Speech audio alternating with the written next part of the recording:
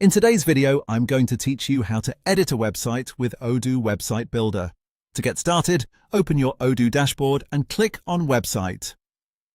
This will take you directly to the website section, where you'll see a live preview of your site. One of the helpful things about this page is that the preview is interactive, so you can click around and view the website much like a visitor would. This makes it easier to understand what you're editing and where different sections are located before making any changes.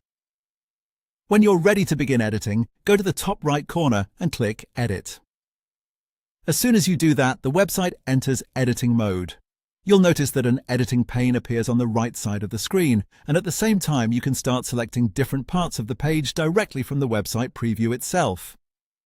This gives you a very visual way to work, which is great if you want to quickly update content, layout or styling without digging through complicated settings. Inside the editing pane on the right, there are three main tabs you need to know: Blocks, Style and Theme. The Blocks tab is where you'll find the elements you can add to your website. These blocks help you build out pages and improve functionality, whether you want to add more content sections, visual elements, or useful website features. When you click on any block or existing element on the page, Odoo will automatically switch you to the Style tab.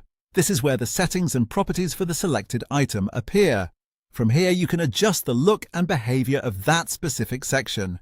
It's a simple way to customize individual parts of your site while seeing the changes in real time. Next, there's the Theme tab. This tab controls the broader design settings for the entire website. For example, this is where you can define things like heading fonts, paragraph fonts, and other overall visual styles. If you want your website to have a more consistent look across every page, this is the area you'll use.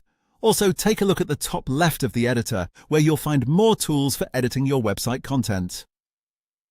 If you click Site, you can access the menu editor, pages, blog posts, properties, and SEO, e-commerce options for shops, products, and orders, as well as configuration settings for further adjustments.